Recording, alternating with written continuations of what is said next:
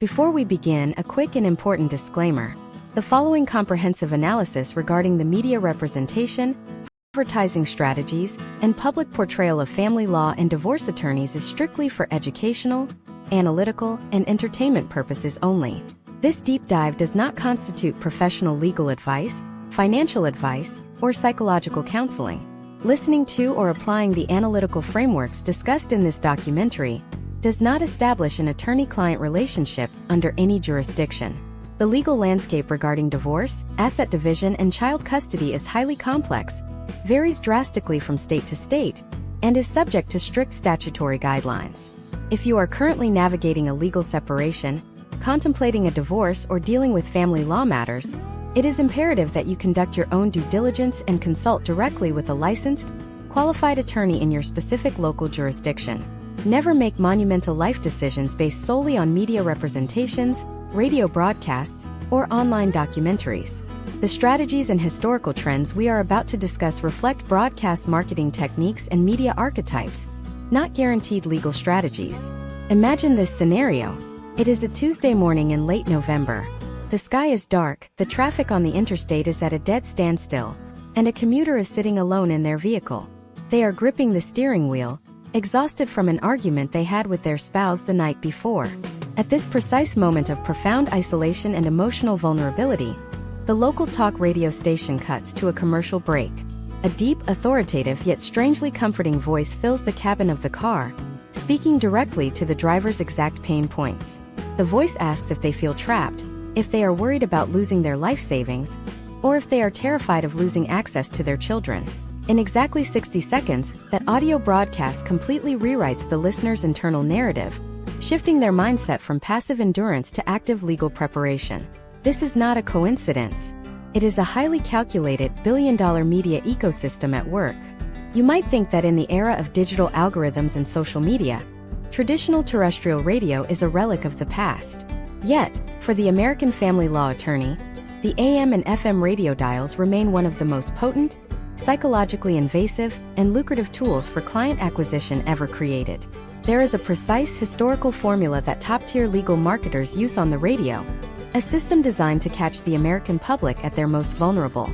Today, we are going to systematically deconstruct how this audio manipulation operates, the historical trends that birthed the modern radio attorney, and the unsettling truth about the carefully crafted character you hear on your morning commute. By the end of this presentation, you will understand the invisible machinery behind legal broadcasting, and you will never consume a legal advertisement or a call-in advice segment the same way again. The core problem we are solving today is media illiteracy in the face of high-stakes legal marketing. When an individual is facing the dissolution of a marriage, their cognitive load is overwhelmed by grief, fear, and financial panic. In this state, the human brain seeks certainty. Radio broadcasters and legal marketers know exactly how to package and sell this certainty over the airwaves. By understanding the architectural blueprint of these radio representations, you will be equipped to separate the theatrical marketing persona from the actual legal competency required to handle a complex divorce. We will dissect the psychological triggers engineered into the broadcast, allowing you to recognize when your emotions are being leveraged by a carefully scripted audio narrative. To truly grasp the magnitude of how divorce attorneys are represented on American radio, we must first examine the historical trends that made this phenomenon legally and culturally permissible. Prior to the late 1970s, the idea of a lawyer advertising their services on the radio, or anywhere else for that matter, was largely prohibited. The legal profession operated under a strict ethical mandate that viewed advertising as unseemly, unprofessional, and detrimental to the dignity of the justice system. Attorneys relied on reputation, country club networking, and word of mouth. However, a landmark paradigm shift occurred with a specific Supreme Court decision regarding the State Bar of Arizona, which fundamentally ruled that restrictions on advertising by lawyers were a violation of the First Amendment rights concerning commercial speech. This single judicial pivot opened the floodgates. Almost overnight, the representation of the attorney mutated from a silent, inaccessible professional hidden behind mahogany doors into an active, aggressive participant in the daily media diet of the American consumer. Radio quickly became the proving ground for this new era of legal representation. Unlike print media, which requires active reading, or television, which demands visual attention, radio is the ultimate intimate medium. It is ambient, It infiltrates the mind while the listener is engaged in other routine tasks, creating a unique psychological bypass. When an attorney develops a radio presence, whether through paid commercial spots or by hosting a dedicated weekend call-in show, they are engaging in a sophisticated form of parasocial relationship building. Over weeks and months of listening, the audience begins to feel a one-sided familiarity with the attorney. The broadcaster carefully modulates their voice, tempo, and vocabulary to establish a specific archetype. Through rigorous analysis of decades of legal broadcasts, two distinct, almost opposing representations of the divorce attorney have emerged on the American radio dial. The first is the aggressive litigator, often colloquially marketed as the bulldog or the shark. This representation utilizes rapid-fire delivery, harsh consonants, and a lexicon rooted in warfare and protection. The scripting focuses on zero-sum outcomes, emphasizing words like fight, protect, aggressive, and win. The background audio might lack music entirely, relying instead on silence to amplify the gravity and severity of the attorney's voice. This representation targets the demographic operating primarily out of fear and anger, the listener who believes their spouse is hiding assets or plotting to restrict custody. The radio copy is designed to validate the listener's paranoia and offer a shield of ruthless legal defense. The second, equally prevalent representation is the empathetic counselor. This archetype dominates the soft talk radio formats and weekend syndicated advice programs. Here, the audio engineering completely shifts. The vocal delivery is slower, softer, and employs a cadence similar to a therapist or a trusted clergyman. The language pivots away from combat and instead focuses on terms like transition, peace of mind, family stability, and new beginnings. This representation often utilizes acoustic, calming background music to subconsciously lower the listener's heart rate. The attorney positions themselves not as a gladiator, but as a wise Sherpa, guiding the distressed caller through the treacherous mountains of the family court system. This specific broadcast strategy targets the listener who is exhausted by conflict and is desperately seeking an amicable, structured resolution. What makes these radio representations so fascinating and potentially misleading is that the persona projected over the airwaves rarely reflects the mundane, administrative reality of modern divorce proceedings. The vast majority of family law is settled out of court through mediation, endless paperwork, and financial disclosures, not through theatrical courtroom battles or deep emotional counseling sessions. Yet, the radio broadcast must distill this complex, bureaucratic reality into a compelling, digestible narrative. The attorney on the radio is essentially playing a character, heavily workshopped by media consultants to generate the highest possible call volume to their firm's intake center. The individual who answers the phone when the listener finally dials the 1-800 number is almost never the charismatic voice from the radio, but rather a paralegal or an intake specialist working off a rigidly structured sales script. This dissonance between the media representation and the operational reality of the law firm is the critical gap that every consumer must learn to navigate. To understand how deep this dissonance goes, we have to look at the exact architecture of the radio-to-retainer pipeline as it operates today in 2026.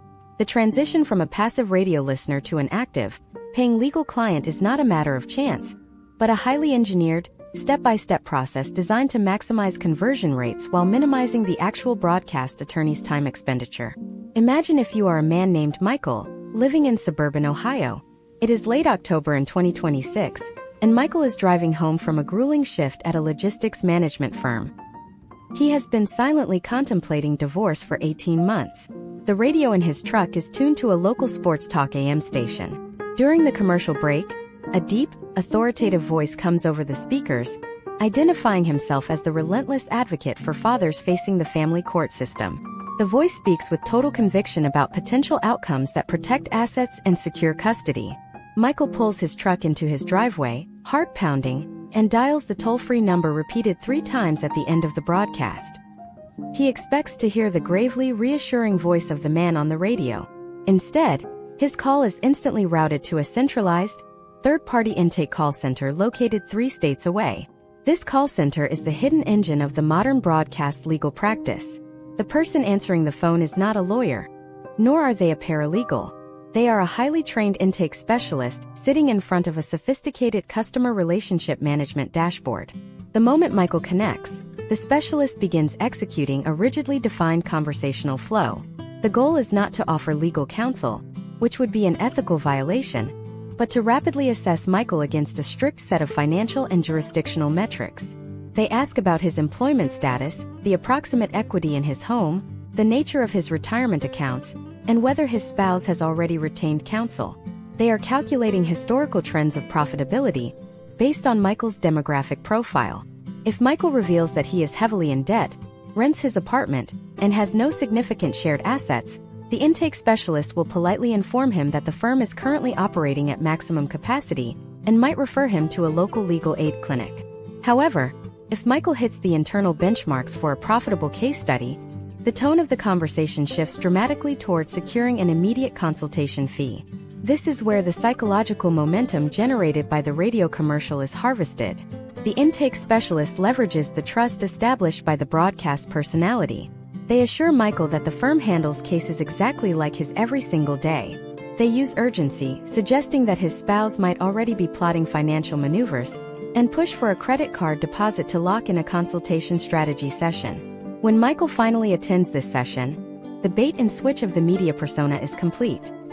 He does not meet the aggressive, silver-tongued litigator from the sports radio ad. The broadcast attorney is often a senior partner who spends their time managing the firm's advertising budget and media strategy, rarely setting foot inside a courtroom for a standard domestic relations case. Instead, Michael is introduced to a junior associate, perhaps 3 years out of law school, who will actually be managing the day-to-day paperwork, emails, and procedural filings of his divorce. The junior associate may be highly competent, but they possess none of the theatrical ferocity that Michael originally bought into while sitting in his truck. Let us examine another scenario to illustrate the sheer scale of this industry. Imagine if you are a woman named Sarah, a public school teacher in Texas. She is listening to a Sunday morning lifestyle FM station. The representation she hears is the empathetic counselor archetype. The host of the radio show sounds like a seasoned, objective mediator who just wants to protect the emotional well-being of children during a marital transition. The program is framed not as a commercial, but as a public service broadcast answering listener questions. Sarah feels a profound parasocial connection to this host. She calls the firm seeking a collaborative, peaceful separation. Yet, the intake process she enters operates on the exact same ruthless efficiency as the sports radio firm. The operational reality is that high-volume family law firms, regardless of their radio branding, rely on standardizing the legal process. They need cases to move through the pipeline predictably. The empathetic approach advertised on Sunday morning often translates into the same aggressive billing practices and standardized settlement templates used by the firm advertising on Friday afternoon. The economics driving this phenomenon in 2026 are staggering. Despite the dominance of digital streaming, terrestrial broadcast radio remains a highly lucrative medium for one specific reason: a captive audience trapped in geographic routines. Radio targets the commuter, and commuting time is historically when individuals process their deepest personal grievances. Media buyers for these megafirms do not just buy random airtime. They analyze traffic data, demographic shifts, and regional historical trends to place their audio precisely when the target audience is most susceptible. They know that a commercial focusing on hidden marital debt performs exceptionally well during the first week of the month when bills are due. They know that ads emphasizing child custody rights generate the highest call volume right before major holidays.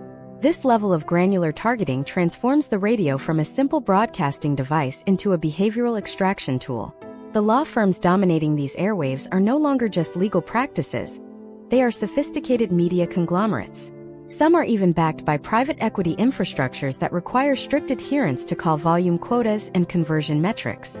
The attorney on the radio is essentially the charismatic frontman for a corporate machine. Their voice is optimized for trust, their scripting is optimized for fear, and their intake process is optimized for revenue. When a consumer fails to recognize this structure, they make the critical error of conflating marketing brilliance with legal superiority.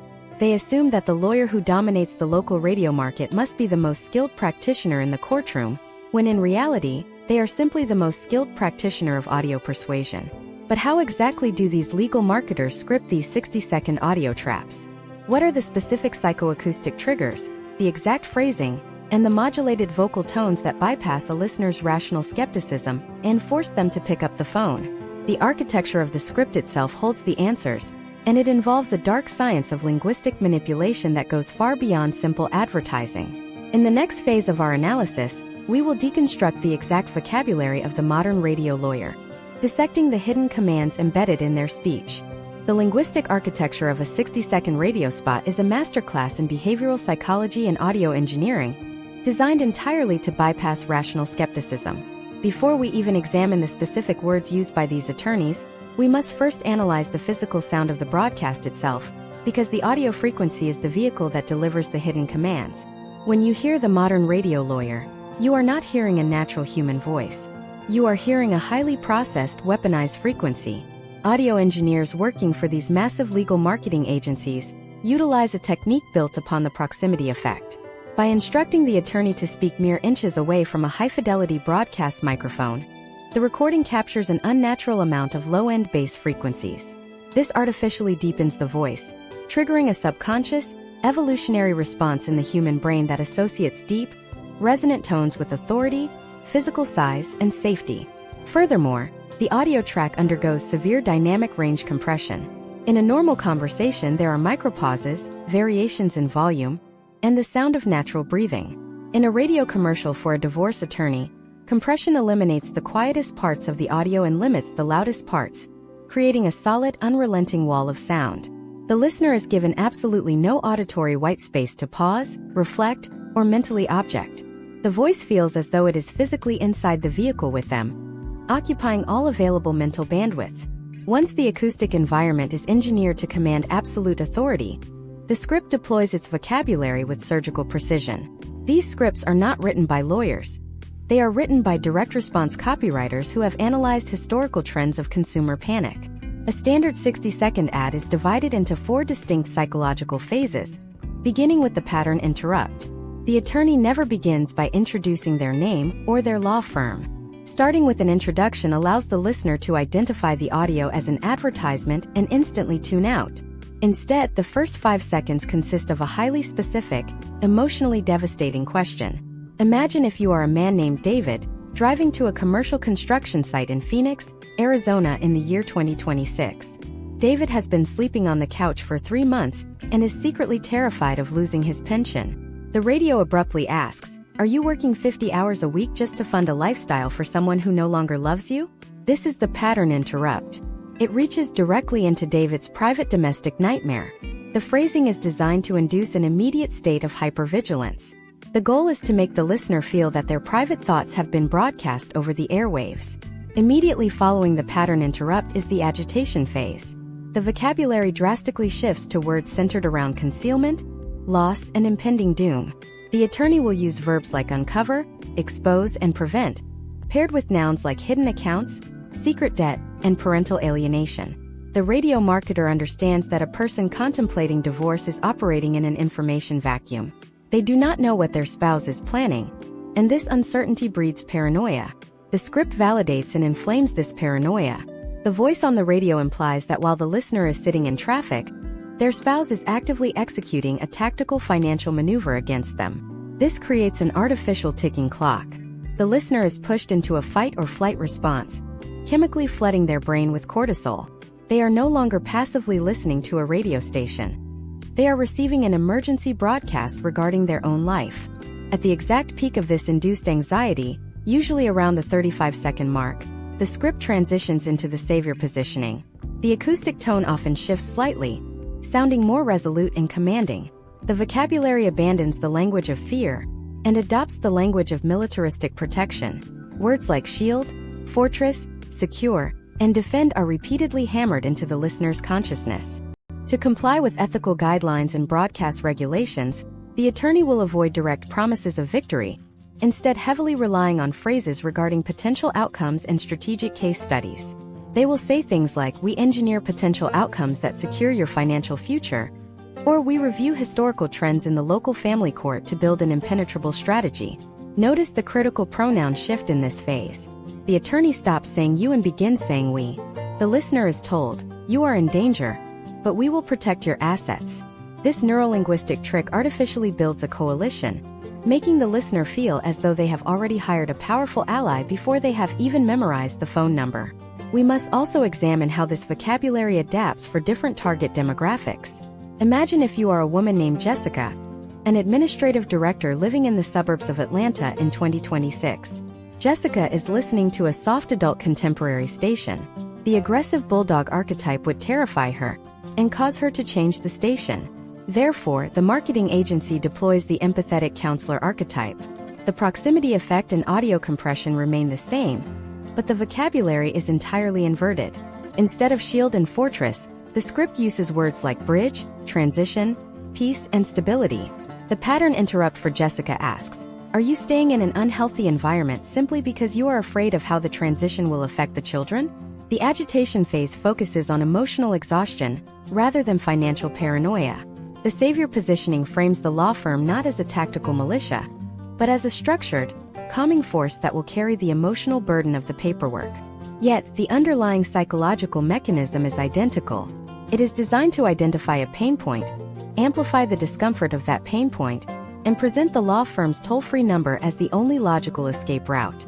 The final 10 seconds of the broadcast always consist of the direct call to action, utilizing manufactured urgency. The listener is urged to call before the weekend, before their spouse files first, or before their options run out. The phone number is repeated exactly 3 times, utilizing a rhythmic cadence that makes it stick in the short-term memory. By the time David or Jessica pulls their vehicle into the parking lot at work, their cognitive resistance has been completely dismantled. They have been psychoacoustically manipulated into believing that making the call is an act of survival. They pick up their smartphone and dial, believing they are about to partner with a bespoke, deeply invested legal champion. But what happens when the legal machinery behind that phone number actually takes over? What happens when the marketing budget is so massive that the firm is forced to process hundreds of new domestic cases a month just to break even on their radio advertising spend? The representation on the broadcast promises a highly individualized, elite legal strategy, but the operational reality of these megafirms resembles a merciless industrial assembly line, and the consequences for the caller's financial and emotional reality are about to become a devastating shock to the system. To comprehend the sheer magnitude of this shock, we must pull back the curtain on how these high-volume broadcast law firms actually process human beings. Imagine if you are a man named Marcus living in Chicago in the year 2026. Marcus heard the radio commercial, felt the engineered anxiety coursing through his veins, and paid a substantial $5,000 initial retainer fee, based on the expectation that the booming, confident voice from the morning commute would be his personal legal shield. He was sold a masterclass in bespoke legal strategy. The reality, however, is that the moment his credit card clears, Marcus is immediately dropped onto a legal conveyor belt. The law firm he hired spends upwards of $100,000 a month on radio syndication alone. To sustain that staggering financial overhead, historical trends dictate that the firm cannot afford to treat Marcus as an individual with unique nuances. They must treat his divorce as a high-velocity widget. The senior partner whose authoritative voice anchors the radio campaign is rarely, if ever, looking at the file Marcus submitted. Instead, the case is assigned a barcode and a digital identifier in a massive, cloud-based case management system. The first person Marcus actually deals with after the intake process is typically a case manager or a paralegal, a non-attorney whose primary function is administrative containment and document gathering. When Marcus calls the office in an absolute panic because his wife just withdrew a significant sum of money from a joint checking account, he expects to be transferred to the aggressive litigator from the radio. He desperately wants the shark he was promised. Instead, he is routed to the case manager, who follows an internal flowchart designed to pacify the client without dispensing formal legal advice, all while billing Marcus in 6-minute increments for the duration of the phone call. The actual legal drafting, the intricate paperwork, and the courtroom appearances are handed off to a junior associate. This is not the battle-hardened veteran described in the broadcast copy. This is often an attorney who passed the bar exam 2 or 3 years ago, and is currently juggling an impossible caseload of 80 to 100 active divorces. By reviewing potential outcomes in high-volume practices across the United States, a clear operational pattern emerges. The junior associate simply does not have the billable hours available in the day to craft a unique, dynamic defense for Marcus. The math of the assembly line strictly forbids it. Therefore, the firm relies almost entirely on standardized templates. The aggressive, tailored counteroffensive that Marcus envisioned manifests as a boilerplate legal document, where only the names, dates, and account numbers have been swapped out. The motions filed on his behalf are practically identical to the motions filed for 500 other men who dialed that exact same radio station. This is the complete industrialization of family law. The radio representation aggressively sells custom tailoring, but the operational delivery is entirely off-the-rack mass production. We must also dissect the financial mechanics of this assembly line to fully understand the trap. The radio broadcast heavily implies that retaining their specific firm is a definitive investment in financial protection. Yet, the internal billing structure of a high-volume broadcast firm is optimized for maximum financial extraction. Every single touchpoint in the administrative assembly line generates a billable event.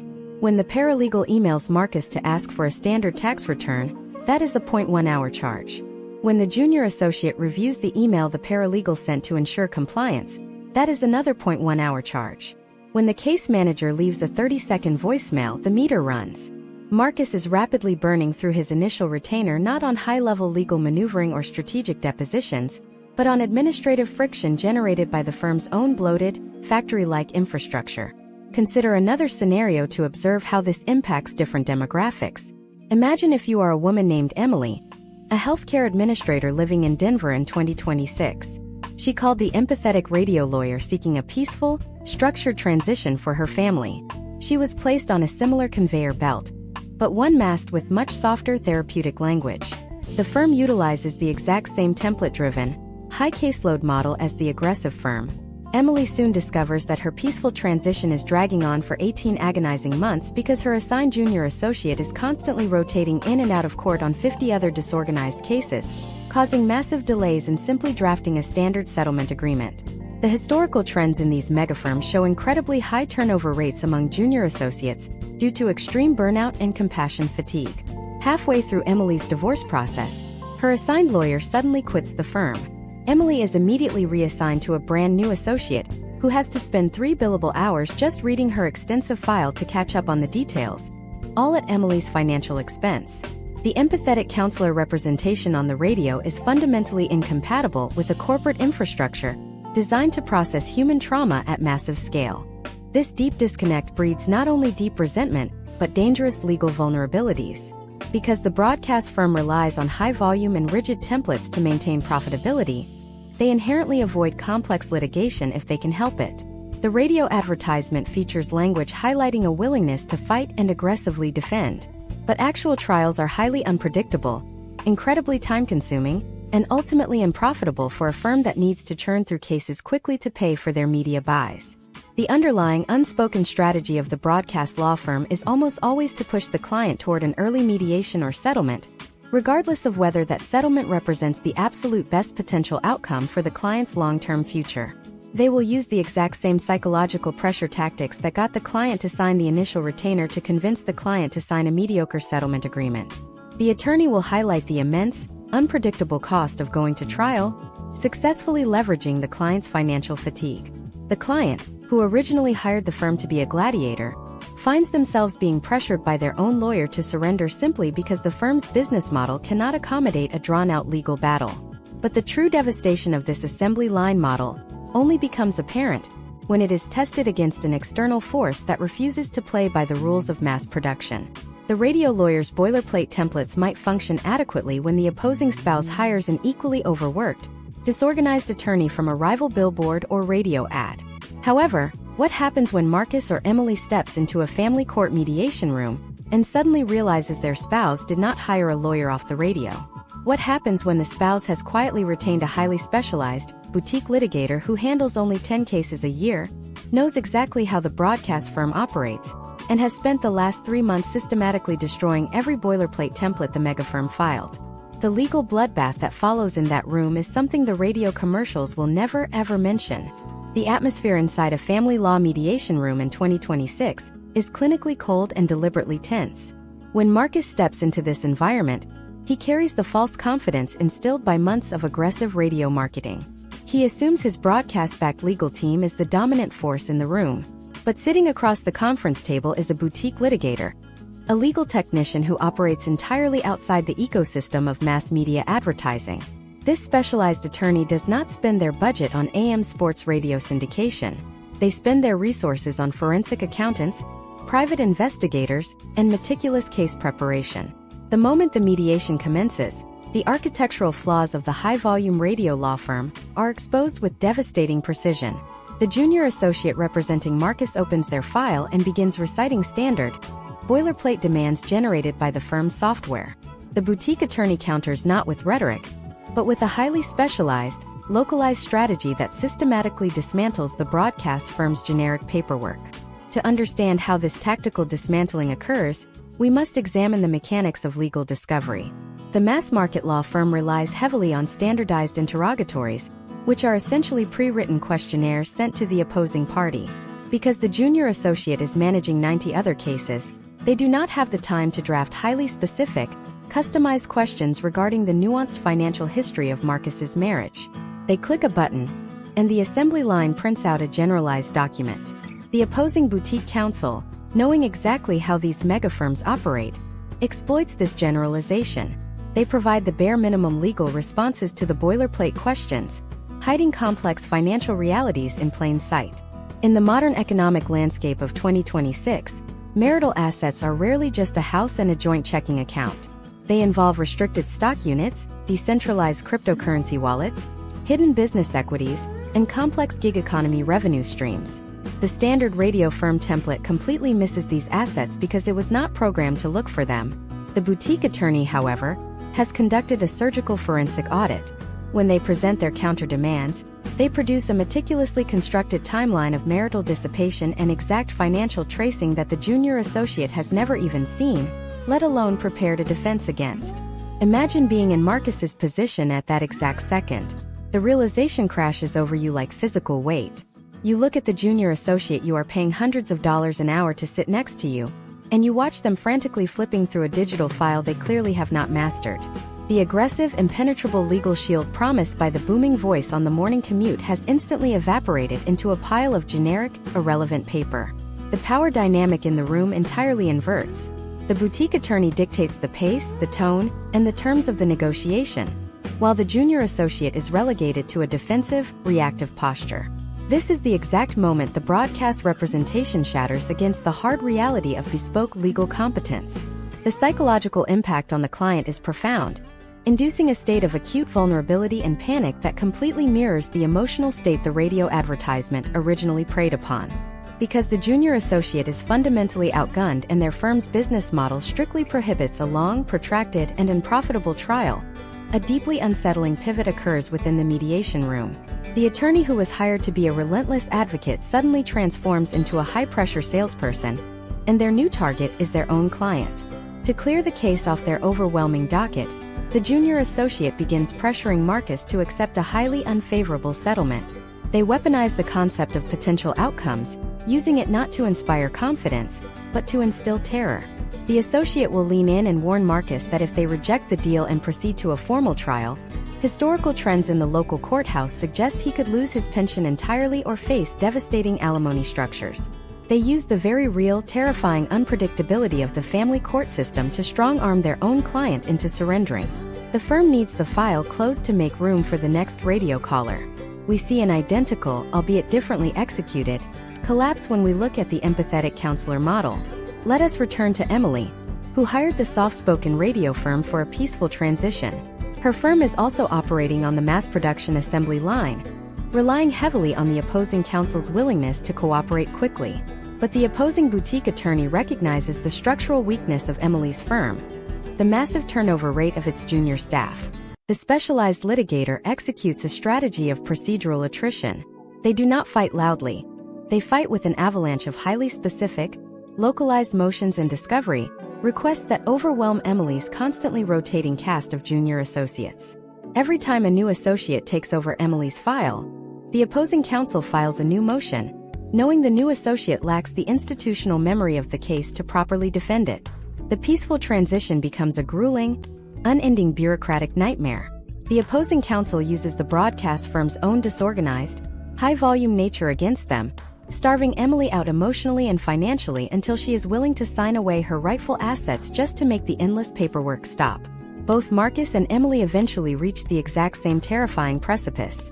The mediation has completely collapsed, or the settlement being pushed by their own attorney is too devastating to accept. They are trapped in the sunk cost fallacy. They have already paid a massive initial retainer, generated thousands of dollars in administrative billing fees, and wasted months of precious time, only to find themselves standing at the edge of a formal trial with an attorney who does not intimately know their case and has zero desire to actually litigate it in a courtroom. They consider firing the radio firm and hiring competent, specialized representation. But case studies of individuals attempting to switch attorneys at this late stage reveal a brutal financial reality. Retaining a new boutique lawyer right before a trial requires paying an entirely new massive retainer so the new attorney can spend weeks reading the old, disorganized file just to catch up to the current disaster. They are financially locked into the consequences of their radio-induced decision. Yet, the collapse of the legal strategy in the mediation room is only the first phase of the fallout. The client is disoriented, defeated, and preparing for the grim reality of an impending trial. But before they can even process the strategic failure, the Postal Service delivers an envelope from the law firm's billing department. The mediation may have failed, but the firm's revenue extraction machinery has performed flawlessly. When the client tears open that envelope and looks at the itemized ledger, they are forced to confront an entirely new category of horror. What exactly is hidden inside the complex, microscopic billing codes of a high-volume broadcast law firm? And how do these firms legally siphon the last remaining dollars of a client's net worth before they ever set foot in front of a judge? The itemized billing statement from a high-volume broadcast law firm is not just a receipt. It is a meticulously crafted instrument of financial exhaustion. When the envelope arrives at Marcus's door in late 2026, the document inside often spans several pages of dense, microscopic text, filled with alphanumeric codes and cryptic abbreviations. To the untrained eye, it looks like a standard professional invoice. To a forensic auditor, it is a masterclass in cumulative microbilling. The firm has already captured Marcus's attention through the radio and his trust through the intake process. Now they begin the systematic extraction of his remaining liquidity. The first thing Marcus notices is the sheer density of the 0.1 entries. In the legal world, time is typically billed in 6-minute increments, represented as 0.1 hours. In a boutique firm, an attorney might spend 2 hours of deep work on a complex brief and bill 2.0. However, the broadcast firm's business model relies on the fragmentation of labor across the assembly line. Marcus sees a charge of 0.1 for an internal file review by a paralegal. Immediately below it, another 0.1 for the junior associate to receive a notification that the file was reviewed. Then, a third 0.1 for a case manager to update the digital dashboard. Before a single word of legal strategy has been written, Marcus has been billed for 18 minutes of administrative friction. This is the phenomenon of redundant processing. Because the firm is juggling hundreds of cases, the staff must constantly refamiliarize themselves with Marcus's details every time a new document arrives. He is essentially paying a premium for the firm's own inefficiency and lack of individual focus. As Marcus digs deeper into the ledger, he encounters the trap of the automated correspondence fee.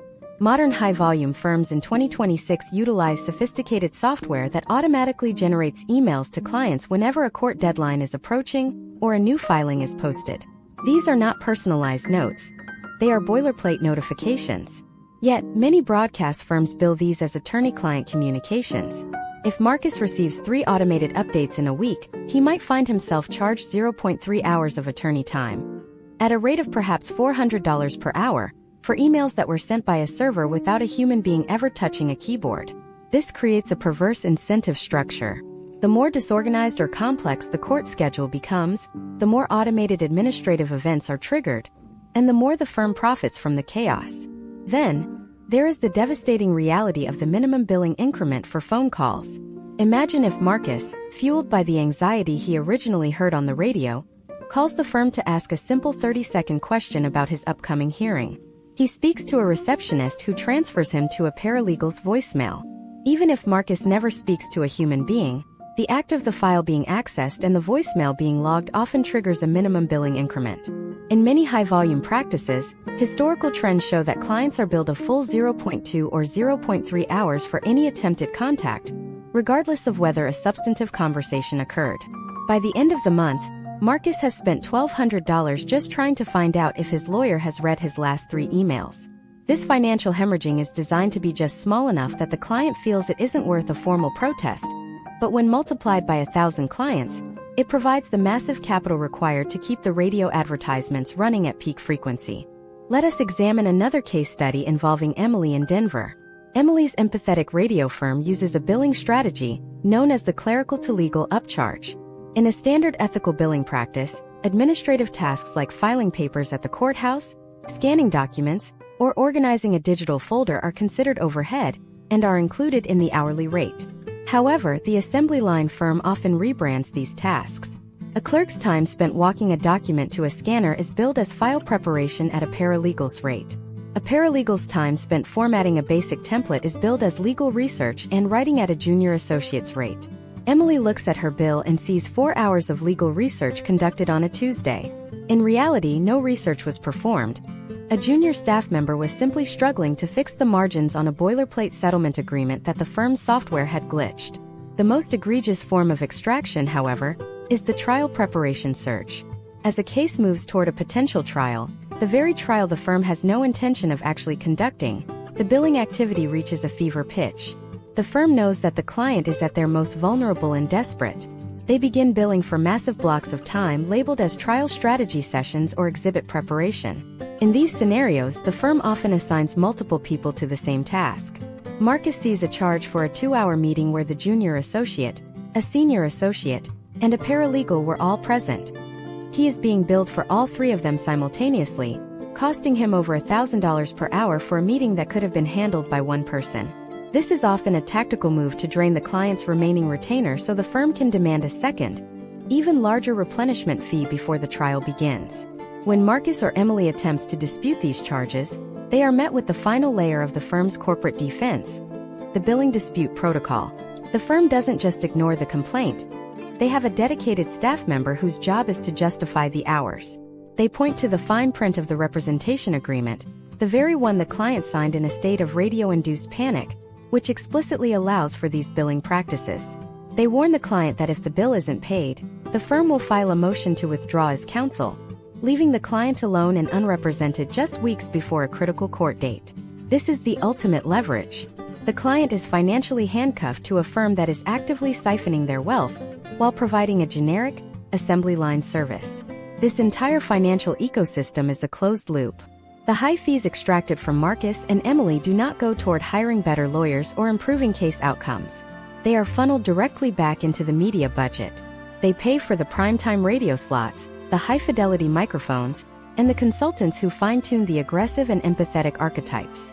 The client is literally funding the very marketing machine that trapped them in the first place. But there is an even darker dimension to this representation.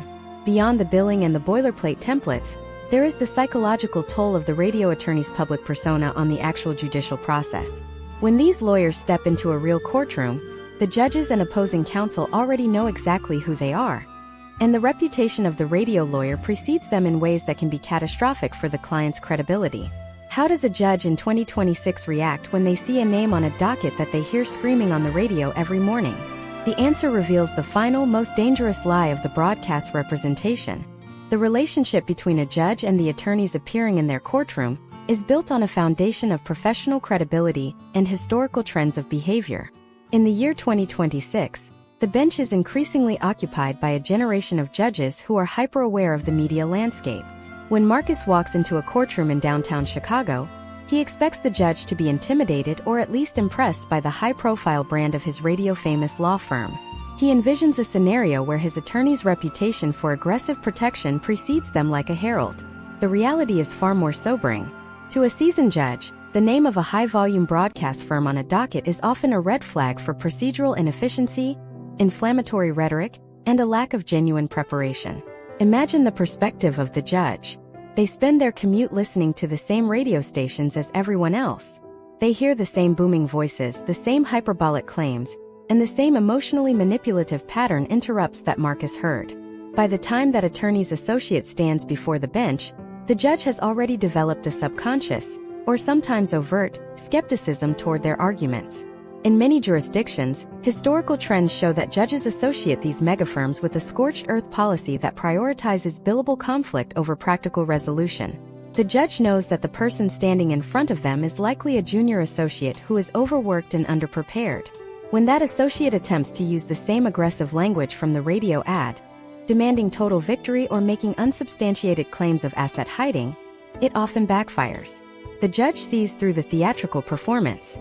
Instead of viewing the attorney as a powerful advocate, the judge may view them as a nuisance who is unnecessarily clogging the court's calendar with meritless motions simply to justify their high billing rates to the client.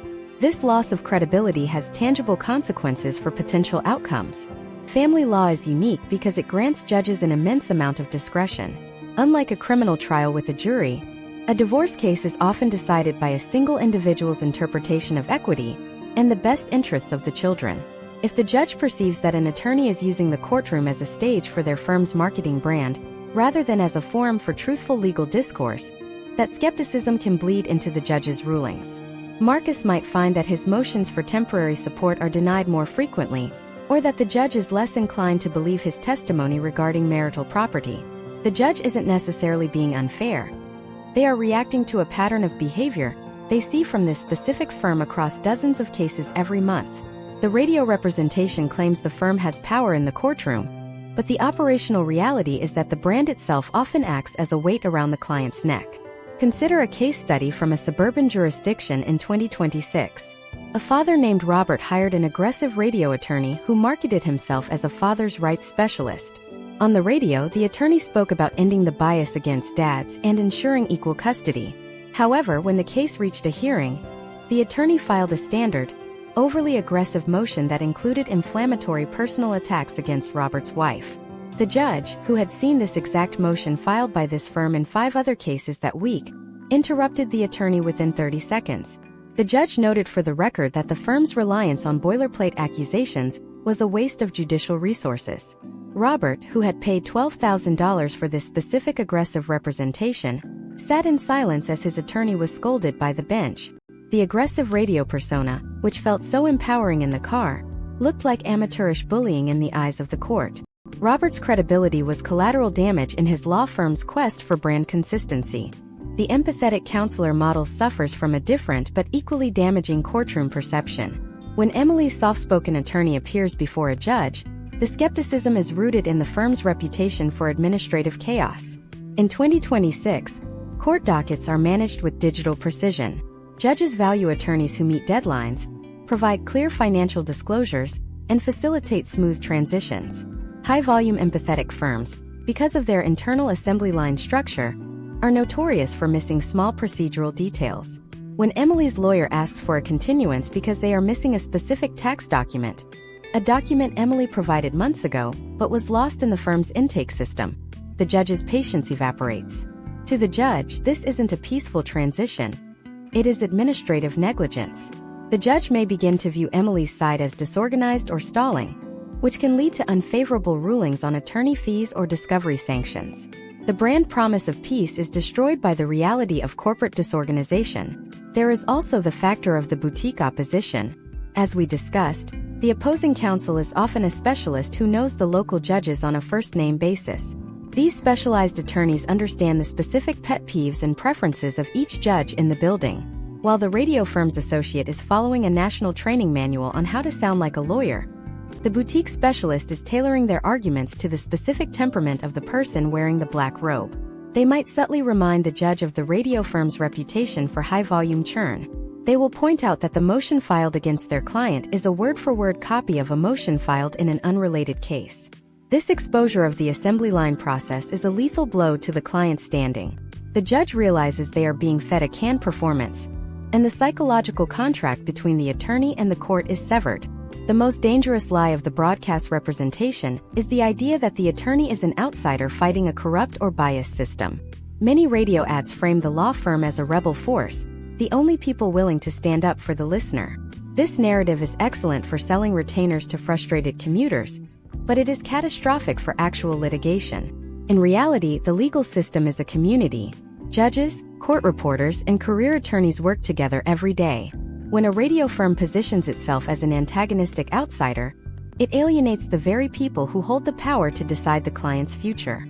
The attorney isn't fighting the system for you. They are often being ostracized by the system because of their marketing tactics, and you are the one who pays the price for that alienation.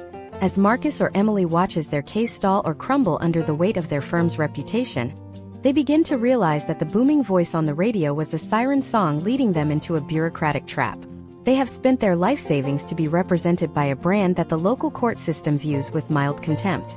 But there is one final piece to this puzzle that most clients never see until it is far too late. It is the hidden relationship between the radio stations, the legal marketers, and the data brokers who are tracking your every move from the moment you hear that first commercial. You think you chose your lawyer, but in the digital and physical world of 2026, the lawyer, and the corporations behind them, actually chose you long before you ever dialed their number. The technology used to listen back to the listener is the final, chilling frontier of legal representation. The illusion of the radio is that it is a one-way broadcast, a relic of a simpler technological era where a signal was sent from a tower and received by an anonymous listener in a car. In the sophisticated media landscape of 2026, this concept is entirely obsolete. When you hear that divorce attorney's voice through your vehicle's speakers, you are not just a listener. You are a data point in a highly responsive, multi-channel surveillance net. The representation of the attorney on the radio is merely the tip of a spear that is guided by advanced acoustic fingerprinting and cross-device tracking. To understand how the corporations behind these law firms chose you long before you ever dialed their number, we must examine the silent technology embedded in modern broadcasting and mobile integration. Imagine if you are a man named Christopher, a senior software engineer living in Seattle in late 2026. Christopher is driving a late-model electric vehicle equipped with an integrated, always-connected smart dashboard. As he listens to a local news talk station, a legal advertisement for an aggressive family law firm begins to play. Christopher doesn't realize that his vehicle's infotainment system, synchronized with his smartphone via a low-latency wireless connection, is utilizing acoustic fingerprinting technology. This software identifies the unique audio signature of the commercial in real time. The moment the attorney's voice mentions protecting retirement accounts, Christopher's digital profile is tagged with a high-intent legal service flag. This isn't a hypothetical scenario. Historical trends in the mid-2020s showed a massive surge in companies specializing in audio-to-digital bridge marketing. The radio ad is no longer a broad shout into the void. It is a personalized trigger. This trigger initiates a cascade of background data exchanges. Christopher's device ID is transmitted to a decentralized data exchange where legal marketers bid on his attention. Within minutes of hearing the radio ad, Christopher's digital environment begins to warp. When he stops at a coffee shop and opens a weather app, the banner ad at the bottom isn't for a local car wash. It is a visual representation of the same attorney he just heard on the radio. The branding is identical, the color palette is the same, and the messaging reinforces the exact pain point mentioned in the audio: asset protection. This is known as multi-touch attribution. The goal is to create a psychological sense of inevitability. Christopher begins to feel that the universe is sending him a sign, when in reality, a sophisticated algorithm is simply closing a pre-planned loop. The data brokers behind this ecosystem have already constructed a predictive model of Christopher's domestic situation before he even considers himself a lead. By 2026, data aggregators have access to what is known as life event indicators. Historical trends in consumer behavior show that individuals contemplating divorce exhibit specific, measurable digital footprints. These include increased searches for short-term apartment rentals, sudden changes in household spending patterns, or frequent visits to financial planning websites. When these indicators are combined with geofencing data, such as Christopher's phone being detected at a marriage counselor's office or a local courthouse, the legal marketing machine escalates its efforts. The radio ads he hears are no longer random. They are programmatically inserted into his digital radio stream based on his physical location and browsing history. We must also look at the role of the intake AI in this technological frontier. When Christopher finally succumbs to the perceived pressure and dials the number he has now heard and seen a dozen times, he isn't just a caller. The firm's sophisticated call routing software performs an instantaneous data dip on his phone number. In less than a second, the system retrieves Christopher's estimated home equity, his job title, his likely credit score, and even a sentiment analysis of his previous social media activity. This allows the firm to perform predictive lead scoring. If the data suggests Christopher has a high net worth and significant assets to litigate, he is prioritized for an immediate, high-pressure consultation. If the data suggests he is a low-revenue prospect, he may be routed to an automated voicemail or a lower-tier affiliate.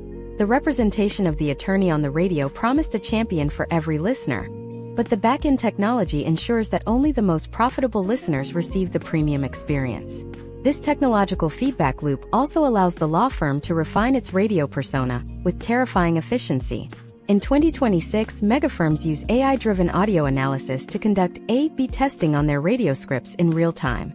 They might run two different versions of an ad in the same city, one utilizing the aggressive bulldog archetype and another using the empathetic counselor tone. By tracking which version generates the highest number of immediate digital searches or phone calls from specific high-income zip codes, the firm can modulate its representation to match the local psychological climate. They are literally tuning the attorney's voice to resonate with the specific fears of a target neighborhood. If data shows a surge in tech sector layoffs in Seattle, the radio scripts are instantly updated to focus on severance package protection and unemployment benefits. The attorney is no longer a human being with a consistent philosophy. They are a digitally optimized avatar designed to mirror the current anxieties of the most profitable demographic. The ethical implications of this surveillance-based marketing are often obscured by the legal profession's slow-moving regulatory framework. While traditional attorney advertising was once strictly limited to ensure the dignity of the profession, the digital radio hybrid of 2026 operates in a gray area of data privacy laws. These firms argue that they are simply providing relevant information to consumers in need, but the reality is a predatory infrastructure that waits for a person to reach their absolute emotional breaking point before pouncing with a perfectly timed, technologically assisted sales pitch. Christopher feels like he is making an autonomous choice to hire a lawyer he trusts from the radio. In reality, he is responding to a series of engineered stimuli that have been tracking his movements, his finances, and his household stability for months. As the case moves forward, this data-driven approach continues to influence the relationship. The firm uses the same predictive analytics to determine exactly how much a client is willing to pay in additional fees before they reach a point of churn. They know when to push for a settlement and when to demand a retainer replenishment based on the client's real-time financial health, as reported by credit bureaus and data brokers. The client is trapped in a glass room, being observed by a firm that uses their own personal data to optimize their financial extraction. But what happens when this entire technological and marketing house of cards is finally forced to stand up in front of a living, breathing human being who cannot be reduced to a data point? What happens when the lawyer who has been digitally optimized and radio-tuned finally has to face the ultimate, unprogrammable variable of the American legal system? The opposing spouse's emotional volatility and the unpredictable human element of a custody battle. The most sophisticated AI and the most resonant radio voice cannot account for the sheer, chaotic energy of a person who has nothing left to lose. As we move into the final stages of this masterclass, we will witness the moment where the media representation and the data models fail, and the true, unvarnished cost of the radio lawyer is finally tallied. The precise moment the radio illusion shatters is rarely during a quiet office meeting or a standard procedural filing. It occurs in the crucible of a high-stakes evidentiary hearing, when the human element overrides the algorithmic prediction. Imagine if you are a man named Anthony, an executive at a renewable energy firm in Austin, Texas, in June 2026. Anthony has spent the last 8 months being processed by the massive broadcast law firm he discovered during a morning drive. He has paid over $45,000 in progressive retainers and microbilled fees. He has been reassured by the high-fidelity vocal delivery of the radio ads that his assets are protected by an impenetrable fortress of legal expertise. But today, the fortress is being tested not by a forensic accountant or a rival firm, but by the raw, uncalculated emotional volatility of his spouse, Maria. In the data-driven world of legal marketing, Maria was a predictable variable. The firm's predictive models suggested she would settle for a standard 40-60 split of the marital estate to avoid the stress of litigation. However, the data models utilized by the broadcast firm failed to account for a fundamental truth of human psychology. Spite is not a measurable data point. Maria has decided that she does not care about the financial cost of the divorce. She only cares about the narrative of the dissolution. She has hired a local boutique litigator who thrives on high-conflict scenarios. As the hearing begins, the junior associate representing Anthony, a lawyer who is currently managing 84 other active files, is visibly out of their depth. This associate is accustomed to the assembly line rhythm of boilerplate motions and automated settlements. When Maria's attorney introduces a series of unexpected, highly personal allegations backed by years of archived text messages and household security footage, the associate's rehearsed script completely fails. This is where the representation of the radio lawyer reaches its most dangerous inflection point. The associate, realizing they are losing control of the room, defaults to the only strategy a high-volume firm allows: procedural stalling. They attempt to object on technical grounds that the judge has already overruled in previous sessions. They fumble with the digital evidence locker, because they only received the login credentials 5 minutes before the hearing started. Anthony sits at the table, watching the person he is paying $500 an hour struggle to navigate a basic courtroom technology interface. The powerful, resonant voice he heard on the radio, the one that promised a relentless defense, is nowhere to be found. The associate is not a gladiator. They are a panicked administrator trying to survive a 60-minute block of time before their next hearing in another courtroom. Historical trends in family law suggest that when a high-volume firm is faced with an unpredictable, high-conflict opponent who refuses to settle, the firm's internal directive shifts from advocacy to exit strategy. The associate leans over to Anthony and whispers that they should consider a drastic concession. They suggest giving up a significant portion of his premarital stock options just to make the hearing end. They use the language of risk management, citing potential outcomes where the judge might become even more hostile if they continue. This is the ultimate betrayal of the radio representation. Anthony didn't hire the firm for risk management. He hired them because they claimed to be the only ones aggressive enough to win. Now, in the heat of the actual battle, his own lawyer is the one waving the white flag. Let us examine the final tally of this experience. By the end of this single hearing, Anthony has spent an additional $6,000 in trial time and preparation fees. He has lost a strategic advantage because his lawyer was unprepared for the human chaos of the opposing side. Most importantly, he has lost the one thing the radio ad promised he would keep: his peace of mind. The financial extraction is complete, but the legal result is a compromise that leaves him in a worse position than if he had simply negotiated directly with Maria 6 months ago. Case studies of clients who migrate from broadcast firms to boutique specialists often reveal a consistent pattern of regret. These individuals report that they felt like a VIP during the intake process, but like a nuisance once the actual work began. They describe a sensation of being a cog in a machine that was designed to consume their retainer rather than solve their problem. The true cost of the radio lawyer is not just the money. It is the opportunity cost of competent, focused representation. While Anthony's firm was busy optimizing its radio frequency and acoustic fingerprinting to find more leads, a boutique attorney would have been spending those same hours reviewing the text messages that Maria eventually used to derail the hearing. The radio firm prioritizes the top of the funnel, acquisition. The boutique firm prioritizes the bottom of the funnel, the final decree. This fundamental misalignment of incentives means that the client of a radio lawyer is almost always paying for the firm's growth, not their own victory. In the United States legal market of 2026, we are seeing a historical trend where the gap between high-volume marketing and high-quality litigation is wider than ever. The firms that scream the loudest on the airwaves are often the ones with the highest internal turnover and the lowest level of actual trial experience. They have replaced legal intuition with data analytics and replaced courtroom mastery with media buying. For the consumer sitting in their car, the booming voice on the radio represents a shortcut to justice, an easy answer to a complex, painful problem. But as Anthony learned in that Austin courtroom, there are no shortcuts in the American justice system. The system responds to preparation, individual focus, and deep, localized knowledge, none of which can be mass-produced in a broadcast studio. As the final decree is eventually signed, the radio firm sends Anthony one last automated email, thanking him for his business and asking him to leave a 5-star review on a specific legal directory. They offer a small discount on future services as if a divorce were a subscription model or a car wash. Anthony ignores the email and looks at the ruins of his financial life. He realizes that he was never a client. He was a lead that was successfully converted, processed, and closed. The representation of the divorce attorney on the radio is the ultimate modern American myth.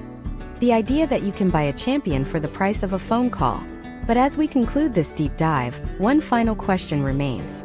If the radio lawyer is a construction of media buying and data surveillance, what is the alternative? How does a person in 2026 find the invisible practitioners who actually win cases without ever needing to buy a single second of airtime? The secret network of the American legal elite operates on a frequency that your car radio can never reach, and understanding how to access it is the only way to truly protect yourself from the assembly line. In the final part of our masterclass, we will reveal the hidden markers of true legal competence, and the specific questions you must ask to dismantle a radio lawyer's pitch in the first 5 minutes. The most powerful legal weapon in 2026 is not an aggressive ad. It is the ability to see through the broadcast. To dismantle the representation of a radio lawyer within the first 5 minutes of a consultation, you must approach the interaction not as a desperate seeker of help, but as a sophisticated auditor of professional services.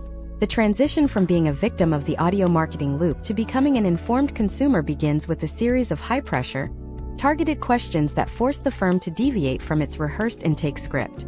Imagine if you are a man named Julian, an aerospace engineer in California in late 2026. Julian has heard the aggressive radio spots, but he enters the initial consultation with a checklist designed to expose the assembly line. The first and most critical question Julian asks is not about his spouse or his assets, but about the specific human labor assigned to his case. He looks at the intake specialist and asks, if I retain this firm today, what is the exact name of the attorney who will be my primary point of contact? How many years have they been practicing family law in this specific county? And exactly how many active files are currently assigned to them? Historical trends in high-volume broadcast firms show that this question is the ultimate disruptor. The intake specialist is trained to sell the brand, not the individual. They will often try to pivot back to the reputation of the founding partner, the voice from the radio. Julian must remain firm. If the firm cannot name a specific attorney with a manageable caseload, typically under 30 active files for high-stakes litigation, then Julian knows he is being sold a seat on a conveyor belt. In the 2026 legal market, the most successful potential outcomes are tied directly to the amount of individual attention an attorney can provide. If the assigned associate is juggling 80 cases, they are not practicing law. They are practicing triage. By demanding the name and bar number of the actual practitioner, Julian can perform an immediate digital audit of their specific courtroom experience, looking for a history of trials rather than a history of quick settlements. The second step in dismantling the broadcast myth involves a granular interrogation of the billing practices we deconstructed in the previous phase. Julian asks for a copy of a redacted billing statement from a similar case study. He asks, do you charge a minimum increment for every incoming email, even if no action is taken? And does your firm utilize automated billing for administrative tasks like document filing or scheduling? A firm that operates on transparency will provide clear, logical answers. A broadcast firm which relies on micro-extraction to fund its media budget will often be evasive. They might state that their billing is competitive, which is a common linguistic shield for high-volume administrative fees. Julian should specifically look for a firm that offers value-based pricing or transparent, capped billing for certain procedural stages. In 2026, elite boutique firms are increasingly moving away from the 6-minute increment model to differentiate themselves from the radio assembly lines. To find the alternative to the radio lawyer, one must learn to access the hidden frequency of the legal elite. This is the network of peer-reviewed specialists who never buy airtime because their entire business is built on professional referrals. Julian begins his search by looking for attorneys who hold board certification in family law. In states like Texas, California, and Florida, this is a rigorous designation that requires extensive trial experience and peer recommendations. Historical trends indicate that less than 1% of attorneys hold this level of certification. These practitioners are the technicians of the law. They do not need to scream on the radio because judges, court reporters, and other lawyers already know their names. Another powerful tool is the use of non-paid peer review directories. Julian avoids the sponsored results on search engines and instead looks at Martindale-Hubbell AV preeminent ratings, which are based on confidential reviews from other lawyers and judges. If the attorney from the radio has a low peer rating despite a massive public persona, the representation is a fabrication. The final pillar of this masterclass is understanding the psychological shift required to hire the right representation. The radio app preys on the desire for a savior. It offers a surrogate for your own anger or fear. However, a truly competent attorney in 2026 acts as a professional navigator, not an emotional proxy. Imagine if Julian meets with a boutique litigator who doesn't promise to protect his assets or win his case, but instead provides a realistic analysis of historical trends in his specific courtroom. This attorney might say, based on the current judicial climate in this county, a 50-50 split is the most likely potential outcome, but we can strategically negotiate the valuation of your stock options to maximize your long-term liquidity. This language lacks the theatrical flair of the radio broadcast, but it possesses the weight of actual expertise. It is the language of a technician, not a performer. As we conclude this deep dive into the U.S. representation of the divorce attorney on the radio, we must acknowledge the broader cultural impact of this phenomenon. The industrialization of family law has transformed one of the most intimate and sensitive areas of human life into a high-volume commodity market. The booming voices, the acoustic fingerprinting, and the assembly line intake centers are all symptoms of a legal system that has prioritized growth over advocacy. When you hear that commercial on your morning commute, you are witnessing the intersection of late-stage capitalism and the American judicial process. The representation is a character designed to extract revenue from your crisis. By understanding the mechanics of this character, you reclaim your agency. You realize that the most powerful person in the divorce process is not the man screaming on the radio, but the informed individual who refuses to be processed.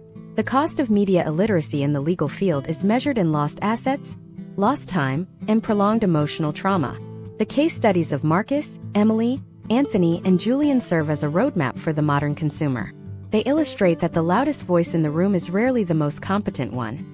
In 2026, your best defense is not an aggressive shield marketed to the masses, but a quiet, specialized expert who operates on the strength of their reputation in the courtroom, not their frequency on the FM dial. You have now seen behind the curtain of the legal marketing machine. You understand the audio engineering, the linguistic traps, the data surveillance, and the administrative assembly line. You are equipped to see through the broadcast and find the professional who will treat your life as a case to be solved, not a lead to be closed. But the radio is not the only medium where the legal profession has been distorted by the demands of the attention economy. As terrestrial broadcast continues to merge with social media algorithms, a new and even more invasive form of legal representation is emerging. Attorneys are no longer just voices on the radio. They are becoming viral influencers, utilizing short-form video and artificial intelligence to reach into your home in ways the morning commute never could. What happens when the assembly line law firm starts using deepfake technology and predictive emotional modeling to script their interactions with you in real time? The next phase of our investigation will take us into the dark heart of the digital legal influencer, where the line between a lawyer and a content creator has been permanently erased. The era of the radio lawyer was just the beginning. The next battle for the American consumer's mind is taking place on the screen in your pocket, and the stakes for your family and your fortune have never been higher. Do you know who is actually scripting the legal advice you see in your feed? In the next deep dive, we reveal the hidden agencies that are manufacturing the next generation of viral legal superstars.